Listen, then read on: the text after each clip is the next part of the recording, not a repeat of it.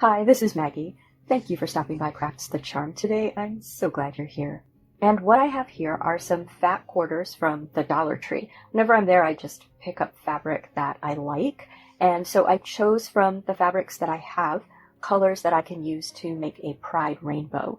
And so I've included the rainbow colors as well as a lighter brown and a darker brown, almost black here. And I've had to fudge some of the colors a little bit, but I've come up with a set of colors that I like.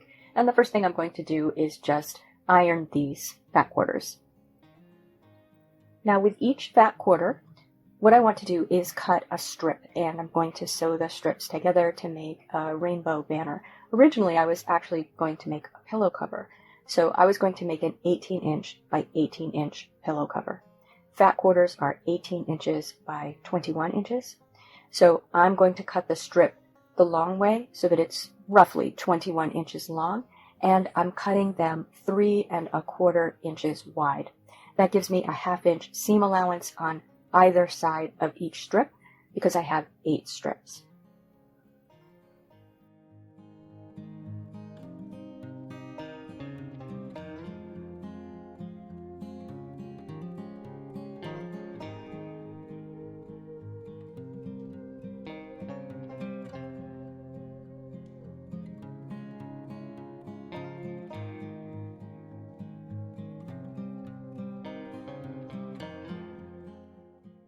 Once I had those all cut, I ironed them again, and now I'm just going to sew them together with a 1/2 inch seam, right sides together. So I'm just starting at the bottom of my flag, and I'm going to sew a 1/2 inch seam with the 2 brown pieces together. And I've chosen black thread for sewing all of these pieces together.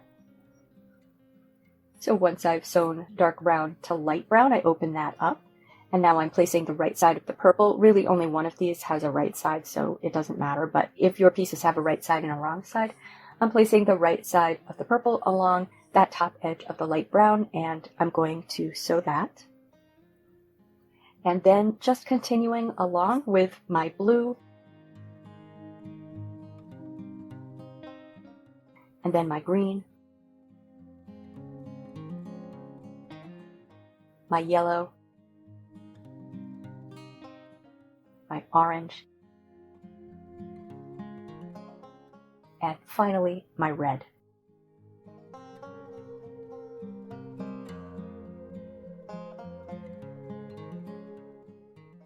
Once I have all of those sewn together, I've turned this upside down, and I'm just going to first press those seams open with my fingernail.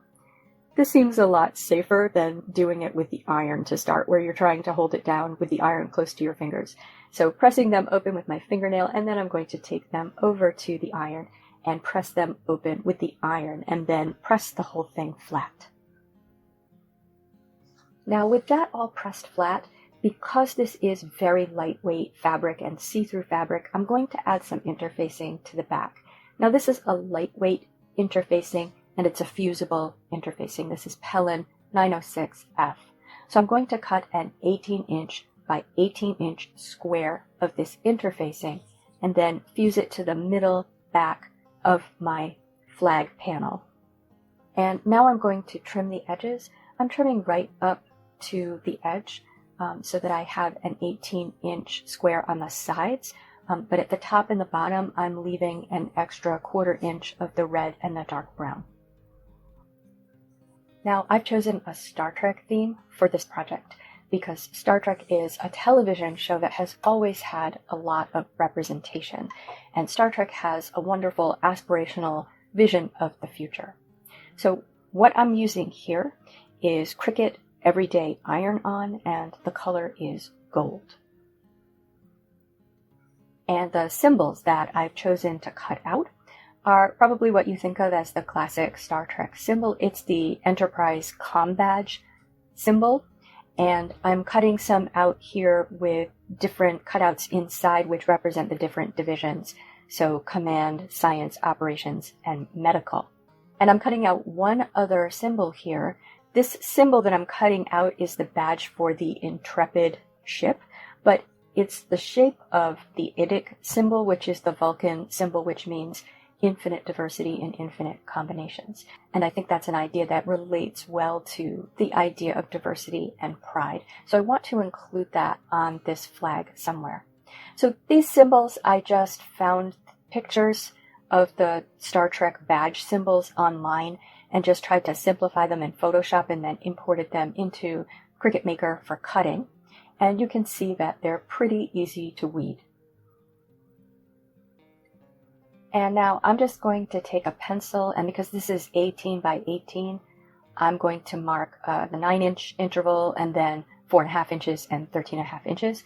And I'm going to put 9 symbols on this flag. At first I wasn't sure how I was going to organize them, but what I decided to do was just sort of put a mix of the Enterprise symbols, and then in the bottom right put the IDIC or Intrepid symbol. And I thought you could do it with just the repetition of all of the Enterprise symbols, but I thought the IDIC might make you question what is the meaning of all these symbols, just having this one different symbol down there. So I decided to use that symbol as well. So once I had them roughly in their columns, I then made sure that the points of the little Enterprise symbols lined up, and I started by just ironing on the left 3 symbols, and then I measured from point to point to line up the next 2 rows of symbols, and then I just ironed them all on according to package instructions.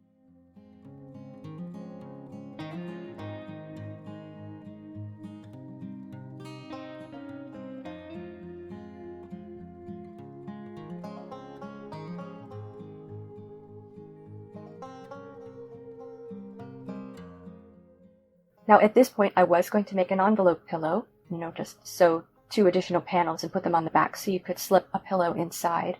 But a very good friend of mine who's a teacher saw the project and said, could you make that for me for my classroom? And I thought, I really don't need another pillow cover. So I decided to make this hanging for their classroom, and I asked them, how heavy should it be? Do you like this size or would you like a different size? And they wanted it lightweight because they're going to use magnets to attach it to something. So they don't want me to put any kind of hanger on it, and they liked the size. So I decided to just give them this one. So what I did first was I folded over a 1/4 inch seam all the way around because that's all I had allowed for. So I pressed that over on the back, first with my fingernail and then with the iron. And then, because that's such a tiny seam and this fabric is sort of prone to fraying, I selected a stitch on my sewing machine that I thought would hold it in place. I don't have a serger. I think that would be ideal. But what I chose was a stitch which is for applique, and it looks sort of like a serger stitch. And I did that about a 1/4 inch from the edge all the way around in a gold color. And so here's the final product, the final wall hanging. I'm really pleased with how it came out. And here it is in my friend's classroom. I'd love to know what you think in the comments. I'd love to know if you would have done it in a different way or if you have any advice for me. If you liked this video, please give it a thumbs up. And if you enjoy this sort of content, please subscribe to Crafts the Charm. Thank you for spending time with me today. Take care.